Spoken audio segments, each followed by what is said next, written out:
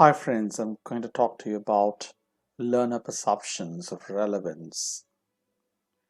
Learning is all about discovering something new on your own. Learning is also a process in which you create several processes of understanding, decoding, or rather interpreting and inferencing. This happens over a period of time.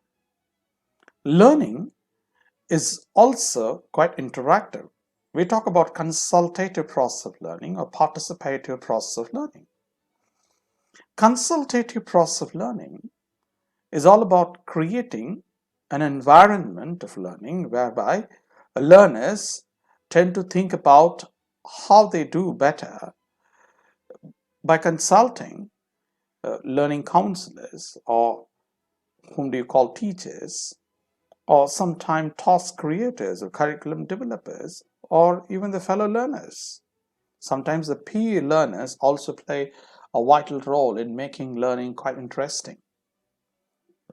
Let me tell you, learning becomes quite effective and interesting only when learners have the ability to understand the relevance of learning. In other words, curriculum has to be quite relevant. Curriculum has to be quite inspiring. And curriculum ought to really make learning very interesting. In other words, learner participation in curriculum learning is very important. In other words, learner participation in curriculum design and development ought to be taken into account. And here, we're going to talk about learner perceptions of relevance. They should really think in terms of customizing curriculum. So curriculum becomes very relevant for the learners in terms of making learning very interesting and empowering. Please remember, learning becomes rather quite interesting for the learner only when learner is totally involved in the learning process. And learning becomes quite easier and better only when learners are allowed to really, uh, be part of it. In other words, there should be collaborative learning processes which ought to be encouraged by the teacher. Does it really happen? It does not happen on several occasions, because I found traditional classrooms whereby learner orientation is all about task-based sometimes, and it's all instruction-based. Most of the online learning activities never encourage collaborative learning. Let's change the situation, because this would create a lot of boredom, and sometimes learning becomes a process whereby there is a lot of thinking is involved. Of course, the individual space of freedom and individual space for thinking, contemplation, all these are very important.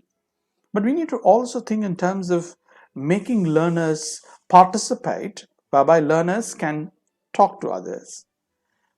There could be some possibility for learners to understand how other learners make progress in learning certain areas. Do they get any specific expertise? Their skill development could be a subject of discussion among themselves, or they could even borrow their strategies of learning, or rather replicate certain specific strategies of learning which other learners might have used successfully. This kind of collaborative learning is extremely important for us, and that's why I always advocate the very idea of learning, which could be all about creating a convivial environment, a pleasant environment, wherein you can pitch in any time to make learning quite relevant. For that, learner perceptions of relevance ought to be considered.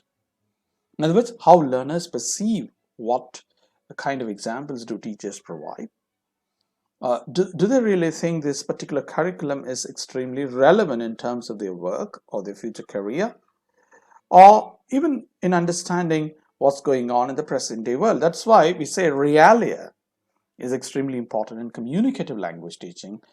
Most of the materials even created using task-based language teaching are very much part of this very the process, this very planning. You have to really work on your ability to customize the entire learning resources for your target group of learners. And I'm sure in the long run, teachers will get themselves accustomed to this very idea of customizing the learning process, making learning quite interesting, making learning materials quite easy, or rather, interesting, or quite stimulative in terms of making them participate and get to know more about the other inputs, including cross-cultural awareness, or social etiquettes and manners, or for that matter, even cultural relevance, or social relevance, or technical relevance, or scientific relevance, etc.